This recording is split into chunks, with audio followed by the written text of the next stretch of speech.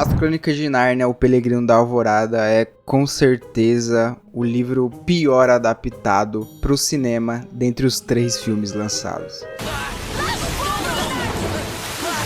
Fala tropa, aqui é o Diego, host do canal Nerd Modesto, e hoje a gente vai analisar esse livro aqui em relação ao filme que foi lançado no ano de 2010 e tentar entender aí todas as diferenças do livro para com o filme. Lembrando sempre que esse review aqui é totalmente baseado no que eu li do livro, então eu não procurei nenhuma lista na internet nem nada do tipo. Tudo que você vai ver aqui é baseado no que eu encontrei de diferente no livro. Óbvio que eu não sou uma máquina, então eu não vou encontrar todas as diferenças, e você obviamente pode comentar aqui tudo que eu não achei, mas que você acha justo adicionar nesse vídeo. Lembrando sempre, não se esquece de curtir o vídeo e de se inscrever no canal, porque assim eu sei que os conteúdos de As Crônicas de Nárnia vão muito bem. E eu gosto de falar de As Crônicas de Nárnia porque durante muito tempo foi a minha saga de filmes favoritas na infância. Então bora pro vídeo. Bom, é sempre importante aqui deixar o disclaimer que esse filme foi basicamente o filme que mais fracassou em bilheteria no cinema. Ele faturou ali algo em torno de 100 milhões de dólares, o que praticamente nem paga o seu orçamento. E obviamente foi isso que acabou afundando todas as chances que a gente teve aí de continuações, porque ainda tinham aí mais 2 filmes no mínimo, se eu não me engano, na sequência para ser adaptado, que é A Cadeira de Prata e A Última Batalha, que é o filme que encerra toda a saga do universo das Crônicas de Nárnia, que tem 7 livros, se eu não tiver enganado de novo. Esse filme é o filme que eu, quando assisti na infância, é o que eu menos gosto dos 3. Inclusive, quando eu era criança, eu gostava menos desse filme do que eu gosto hoje, porque eu revi para gravar esse vídeo, e acabou que eu passei a gostar um pouco mais desse filme, mas eu lembro que na minha infância ele era o filme que eu menos gostava. O que eu mais gosto é O Príncipe Caspian, o segundo que eu mais gosto é O Leão, a Feiticeira e o Guarda-Roupa, e depois vinha esse filme. E lendo o livro, eu pude constatar que esse de longe é o filme pior adaptado, por assim dizer. É óbvio que mudanças vão acontecer em relação ao livro, mas esse, dentre os 3 filmes lançados no cinema, é o filme que pior adaptou, que na minha opinião teve as piores escolhas, e é o filme que basicamente mudou o tom do livro, e a gente vai percebendo isso ao longo do que a gente for conversando aqui.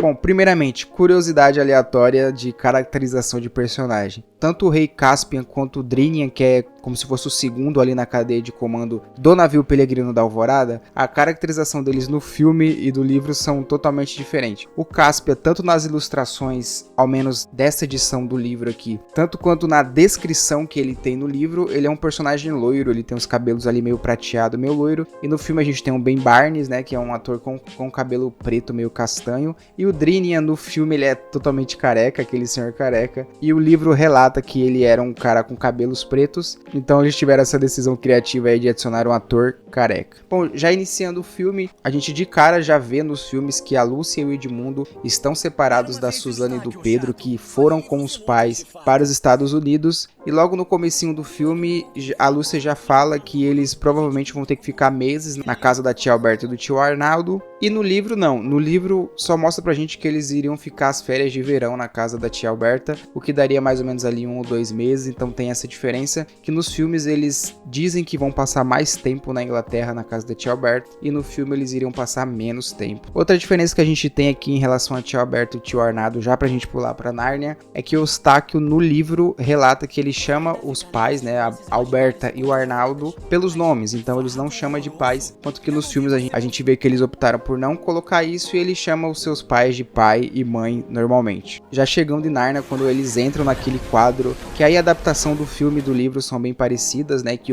a água do quadro invade o quarto dele junto com o navio Peregrino da Alvorada, quando eles já embarcam no navio do Caspian. Inclusive, baita coincidência eles terem caído no mar imenso de Nárnia, logo na frente do navio que tava o Caspian, mas tudo bem, a gente entende que a magia de Nárnia provavelmente colocou eles ali para serem capturados pelo Caspian. E aí eu sempre ficava pensando quando eu assistia, e se algum dos 3 não soubessem nadar, eles simplesmente iriam morrer ali.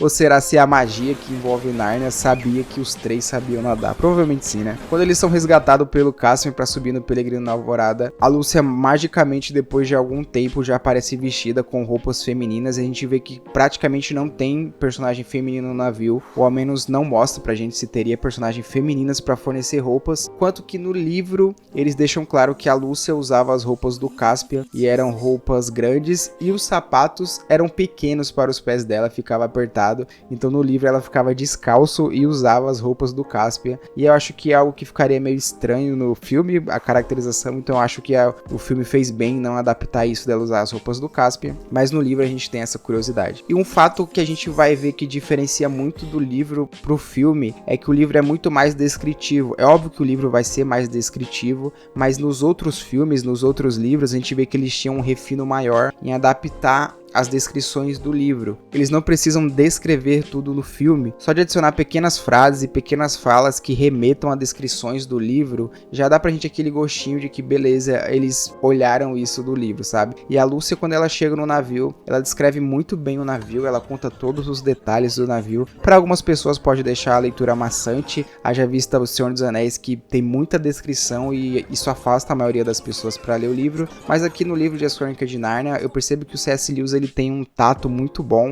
na descrição, ele descreve muito bem as coisas, mas não deixa de forma maçante pra gente se afastar da obra. E a Lúcia, ela descreve muito bem o navio Peregrino na Alvorada, conta que não é o maior navio que eles têm em Nárnia, mas conta que é o navio mais veloz que eles têm, e ela fala que o navio é tão bem detalhado, é tão bem feito, que provavelmente foi feito por anões, o que a gente não tem nessa saga, descrições do que os anões faziam em relação aos outros, que a gente vê muito frequente em Senhor dos Anéis, né, que os anões eles tinham umas funções, os elfos eles tinham outras e os humanos eles tinham outras, cada um tem a sua característica, e eu percebo que falta isso um pouco na saga de As Crônicas de Nárnia, mas a Lúcia deixa escapar que o navio era tão bem feito que provavelmente foram os anões que construíram, o que já dá a entender pra gente que os anões provavelmente tinham mais habilidade, eram mais hábil em construção do que os humanos. E ela também fala nesse momento que quando eles eram reis e rainhas em Nárnia, antes deles voltarem pro guarda-roupa, no final do filme O Leão, a Feiticeira e o Guarda-Roupa, pra quem não leu o livro, aquele intervalo entre eles derrotar a feiticeira e eles voltarem a ser crianças no guarda-roupa, eles reinaram por muitos anos em Nárnia, ficaram adultos, a gente vê na cena, né, do filme, e ela fala que eles navegavam muito e que o Pedro gostava muito de navegar, que eles navegavam por toda a Nárnia, obviamente não navegaram por aquela região do Peregrino da Alvorada, porque eles adentraram muito ao oriente, né, do mapa de Nárnia, mas ela deixa esse relato aí que eles gostavam muito de navegar, e o que é interessante, né, para acrescentar no lore de As Crônicas de Nárnia, e eu acho que eles poderiam ter adicionado isso no filme. O filme tem muitas coisinhas que eles evitam de adicionar do livro, que me parece que tira um pouco, sabe, da magia do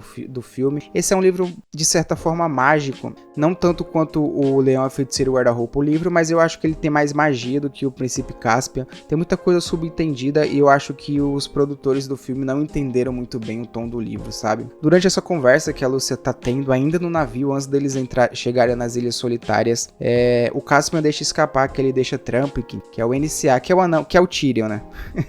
O Tyrion de Game of Thrones, que é aquele anão que a gente vê no filme Príncipe Caspian. O Caspian deixa escapar que ele deixa ele como meio que um Lorde Regente ali de Telmar, haja vista que ele saiu para procurar os 7 nobres que escaparam no momento em que o Mirai estava tentando usurpar o trono. Ele explica isso no começo do filme, né? E o Caspian saiu para procurar esses 7 nobres que escaparam, que eram amigos do pai dele, e ele deixou o anão, o NCA, como regente de Telmar. E eu sempre me questionei como deveria ser, né, esse período que o Trumpkin passou meio que reinando em Telmar, porque apesar do filme não mostrar, eles passaram muito tempo navegando, né? Navio não é um meio de transporte muito rápido, então eu estimo aí que eles passaram meses, talvez até anos navegando para achar os lords, e o anão ficou reinando em Telmar, né? Curioso. No filme a gente vê tanto a Lúcia quanto o Edmundo recebendo os seus objetos que eles ganharam no primeiro filme, e uma curiosidade aqui é que o Eustáquio passa mal, fica meio enjoado pelo balanço do navio, e a Lúcia usa o seu frasquinho lá de cura no enjoo do Eustáquio.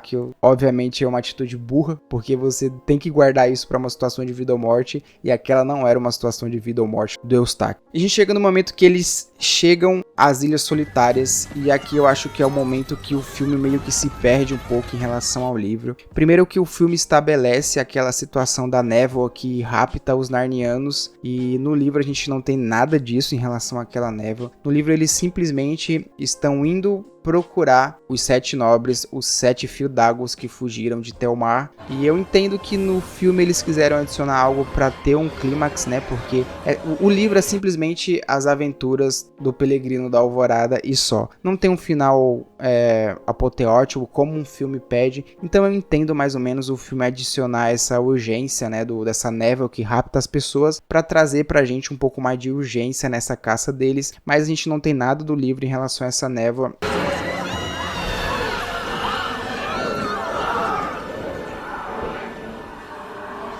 E talvez a única batalha que a gente tenha no livro seja realmente essa das Ilhas Solitárias, quando eles chegam lá. E no filme a gente tem um seguinte enredo: eles chegam lá, são capturados pelos mercadores de escravos, exatamente como é no livro é assim também, e eles são presos, e o Caspian e o Edmundo acabam ficando preso com um dos lords que o Caspian estavam procurando, isso no filme. No livro é diferente, eles são capturados por mercadores de escravos, mas acontece que quando os mercadores de escravos vão vender eles para um lord que estava lá, esse lord é o lord que fugiu de Telmar, e é um dos 7 lords que o Caspian estava procurando. E aí quando esse lord vê o Caspian e a tripulação dele, ele compra, né, o Caspian e a tripulação dele dos mercadores de escravo, liberta o Caspian, óbvio, e a partir daí eles iniciam a jornada em meio que lutar nas Ilhas Solitárias para tomar o controle das Ilhas Solitárias, porque lá tinha um governante que não reconhecia o Caspian como rei, basicamente, e o Caspian estabelece um plano ali com o Lorde, e eles meio que batalham e tomam o poder das Ilhas Solitárias,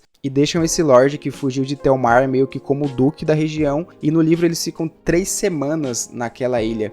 No filme a gente vê que as coisas são mais rápidas, né, são mais frenéticas, mas no livro eles ficam 3 semanas naquela ilha, eles entendem mais um pouco, né, das Ilhas Solitárias, e o filme ele meio que passa muito rápido. Eu entendo que é um filme, mas já deixa escapar muita coisa que a gente vê no livro. Outro ponto que é diferente também, que a gente não percebe essa passagem de tempo, é que no livro eles ficam muitos dias no mar. Depois que eles saem das Ilhas Solitárias, eles ficam mais de 3 dias no mar. Eles passaram por uma tempestade que quase afunda o navio, e no filme a gente não vê muito, né, que demora tanto. Eles basicamente saem de uma ilha e chegam em outra muito rápido. Após eles passarem esses 13 dias no mar saindo das Ilhas Solitárias, eles chegam no livro. Primeiro é uma ilha chamada de Ilha do Dragão. Que é aquilo? Será que é o vulcão? Não. Aquilo não é vulcão. Posteriormente intitulada assim pelo Caspian, por conta da transformação do Eustáquio em dragão. E no livro a gente tem bastante diferença da transformação do Eustáquio, a gente tem muito mais detalhe de como ele se transformou, e eles ficam vários dias nessa ilha, e o Eustáquio, nessa ilha mesmo em que eles estão, na Ilha do Dragão, o Eustáquio meio que aprende um pouco sobre a humanidade, né, e no filme é basicamente assim também, ele se torna mais humano, menos chato e arrogante, estando no corpo de dragão, e nessa ilha mesmo ele volta a se tornar humano, porque ele não ia conseguir concluir a jornada como um dragão. A gente viu que deram uma solução, né, ele sendo o dragão no filme, e ele permanece como dragão por muito tempo, ele arrasta o barco, e ele só vai voltar a ser humano lá no final do filme, o que é uma decisão que pra mim pode ser até boa do filme. O Eustáquio como dragão é muito mais interessante do que como humano, apesar do ator que interpreta ele como humano eu entender que entregou um bom Eustáquio baseado na descrição do livro. Então ele é transformado em humano naquela ilha mesmo, e o próprio Aslan aparece e transforma ele em humano. Outro fato aqui é que o Aslan aparece muito mais no livro do que no filme. Eu entendo que o leão CGI do Aslan é bem feito no filme, então eles decidem reduzir as aparições do Aslan para economizar o orçamento, provavelmente, mas no livro ele aparece muito mais. Partindo dessa ilha, a gente chega naquela ilha que é a ilha do mago Coriakin, que tem aqueles tontópodes, né, que é aquelas criaturas invisíveis que capturam a Lúcia para ler o feitiço e transformar ele e tornar eles visíveis de novo. Acontece bem parecido no livro e no filme. A ordem das visitas das ilhas são diferentes, a gente vê que tem uma diferença geográfica em relação às visitas deles nas ilhas, mas acontece mais ou menos parecido. A Lúcia entra na casa do Coriakin, lê o feitiço que torna o invisível visível, e ela encontra Aslan no momento em que ela tá lendo o livro. O Aslan conversa com ela, o Aslan é quem apresenta ela ao mago Coriakin. No filme ela encontra ele sozinho, né? No livro não, no livro Aslan apresenta ela ao mago Coriakin. Já o livro que ela lê pra falar ali o feitiço é bem diferente, assim, no livro. É bem diferente, tem vários feitiços diferentes, e o C.S. Lewis Cruise aborda muito mais aquele livro do que a gente vê no filme. Em relação à decisão geográfica de mudar a ordem das visitas nas ilhas, eu acho que basicamente esse é um erro do filme, porque você não muda a geografia de uma obra como essa. Vou te dar um exemplo de Senhor dos Anéis. Mesmo a adaptação sendo diferente do filme para com o livro, a gente não muda a geografia do local, porque nunca se sabe se vai ter outras obras, se vai ter séries, se vai ter outras coisas. Então você mudar a geografia, você meio que muda o lore para sempre daquele lugar, porque você não vai contradizer um filme com o outro. Então a não ser que eles já estejam desiludidos com essa saga de fazer mais filmes para o cinema e não pensassem em fazer as outras continuações, para mim não faz muito sentido eles mudarem a geografia de Nárnia ao seu bel prazer. Parece que eles tinham preguiça de adaptar esse livro e eles mudavam basicamente tudo que eles pensavam que poderia facilitar e não tornar mais fiel ao livro. Seguindo, outra curiosidade que acontece é que aquela serpente que ataca eles naquela ilha que a gente tem aquela cena de ação no final do filme que não tem no livro, ela nesse momento ataca eles, quando eles estão indo a caminho da ilha de Ramandu. Aquela serpente ataca eles e eles usam de algumas artimanhas militares e conseguem sair fora da serpente, mas tem essa diferença que no filme eles alocaram pro final para ter um clímax maior, por assim dizer, o que eu não acho errado, porque o filme precisa de um clímax. Então toda aquela sequência daquela ilha, aquela ilha negra lá que a gente tem, que aquela serpente ataca eles, no livro não existe. Eles simplesmente vão para a ilha de Ramandu, encontram os nobres restantes, aqueles 3 nobres que estavam sentados na mesa. A filha de Ramandu desce como uma estrela, conversa com eles exatamente igual é o filme no livro. Eles vão até a ilha de Aslan, até aquele limite, né, pro mundo de Aslan, como se fosse o céu deles, né? O Hip-Chip vai também, as crianças retornam para casa e o final é basicamente igual do livro e do filme, até porque não dá muito para mudar o final, né, da obra, porque aí é pedir muito para dar errado você mudar o final da obra.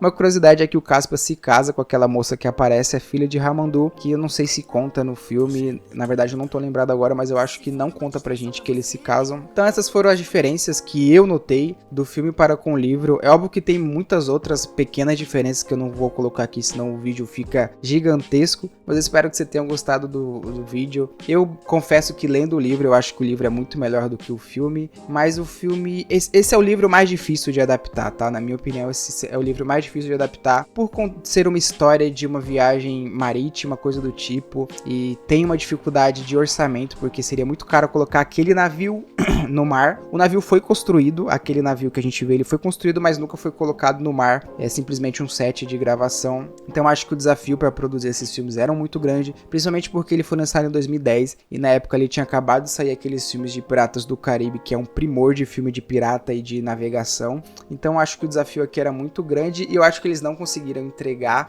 algo de qualidade. Eu acho que por isso a série fracassou e a gente não teve continuações além dessa. Mas eu espero que a Netflix, agora fazendo os filmes com a Greta Gerwig na direção, possa adaptar esse filme de uma maneira correta e coerente. E até a próxima!